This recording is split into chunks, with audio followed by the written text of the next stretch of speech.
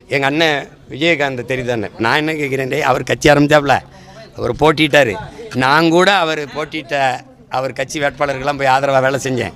ஏன் அவருக்கே போய் ரிஷிவந்தியத்தில் சேகரித்தேன் 2011 உங்களுக்கு தெரியும், அம்மையார் ஜெயலலிதாவோட அவர் கூட்டணி வச்சுருக்கும்போது. ஆனால் நீ அவர் இருக்கும்போது அவருடைய கட்சிக்கு ஆதரவாக பேசுனதோ அவரை போய் பார்த்ததோ இல்லை. அதே மாதிரி சகோதரர் சீமான் சொல்லியிருக்காரு, ஏன் இப்போ வாய்ஸ் கொடுக்குறீங்க, தலைவர் கேப்டனை வந்து அண்ணன் விஜயகாந்த்னு சொல்கிறாரு அப்படின்னு அவர் எல்லா இடத்துலையும் பேசுகிறத நான் பார்த்தேன். உலகம் அறிந்த உண்மையை சீமான் அவர்கள் உறக்க சொல்லியிருக்கார். அதான் உண்மை. ஓ அப்படியா விஷயம்? ஒரு நிமிஷம்.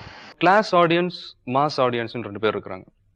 அதில் மாஸ் ஆடியன்ஸ் இருக்காங்களே, அவங்க ஒரு நடிகனை ஒத்துக்கணும். அது ரொம்ப முக்கியம். ஸோ அன்னைக்கும் சரி இன்னைக்கும் சரி ஒரு பெரிய ஹீரோ விஜயகாந்த் அவர்கள்.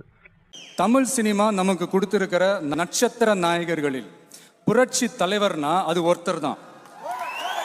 புரட்சி கலைஞர் கேப்டன் அப்படின்னா அது ஒருத்தர் தான்.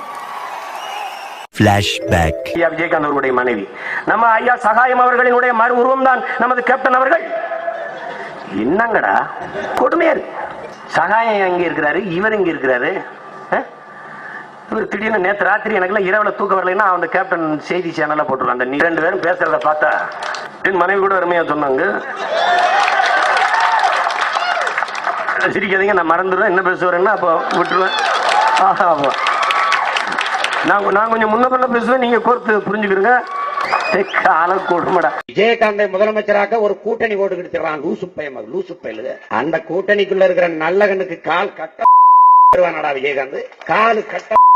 திருமாவளவனுடைய போராட்டத்திற்கும் ஈகத்திற்கும் ஒரு துளியளவு வருவானா விஜயகாந்த்? முதலமைச்சருக்கு எத்தனை எழுத்துன்னு சொல்ல சொல்லு, பதவியே கொடுத்துருவோம்.